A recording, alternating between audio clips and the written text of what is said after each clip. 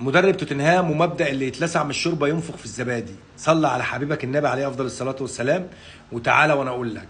مدرب توتنهام امام باريس سان جيرمان في السوبر الاوروبي اللي خسروا اونطه في اونطه حرفيا، كان كسبان باريس سان جيرمان في الشوط الاول باداء ممتاز وقوه بدنيه ودوافع وضغط عالي.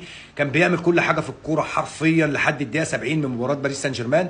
ولكن باريس سان جيرمان الاداء بيقل من توتنهام، الرغبه بتقل نوعا ما في اخر ربع ساعه. باريس سان جيرمان بيقدر يتعادل 2-2 وياخد السوبر الاوروبي بركلات الترجيح على حساب توتنهام.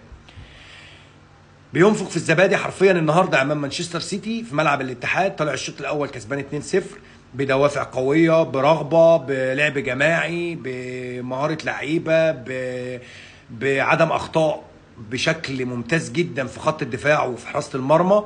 الشوط الثاني بينزل بيقدر يحافظ على ده، تغييرات، اداره للمباراه على اعلى مستوى من مدرب توتنهام، وحرفيا نفخ في الزبادي وقدر يطلع بالمباراه 2-0 على حساب مانشستر سيتي جوارديولا في ملعب الاتحاد. ولكن مش اداء توتنهام بس ولا تفوق مدرب توتنهام بس، ولكن اداء لعيبه مانشستر سيتي. لعيبه مانشستر سيتي ثلاث ارباعهم كان خارج الخدمه، واولهم جوارديولا. جوارديولا اللي طول عمرنا نعرف ان هو فنيا وتكتيكيا بيكون ذكي جدا، فنيا وتكتيكيا عنده عدل كبير جدا في الكوره، ودي اهم حاجه في الكوره.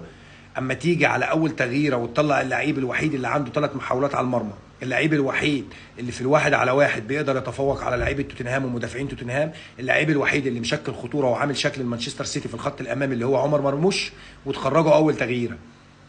كلنا طالبنا برودري، طالبنا بفودن، طالبنا بدوكو، طالبنا بكل اللعيبه دي ومنهم برناردو سيلفا ان هم ينزلوا في الشوط الثاني. ولكن على حساب مين؟ على حساب اللعيبه اللي خارج الخدمه، على حساب ريان شرقي، على حساب ايرنج هالاند. حتى اللعيبه دي كلها كانت خارج الخدمه النهارده.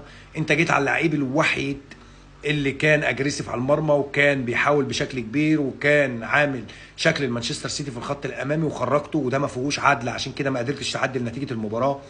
مانشستر سيتي اللعيبه كلها خارج الخدمه، جوارديولا خارج الخدمه النهارده.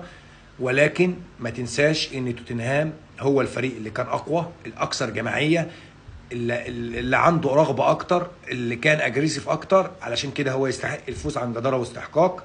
ولكن لعيبه مانشستر سيتي وجوارديولا ساعدوه بشكل كبير. فرقه توتنهام جايه وبشكل كبير جدا، وبالتحديد بسبب المدرب والجماعيه والشكل والرغبه اللي عاملها عند اللعيبه. سلام.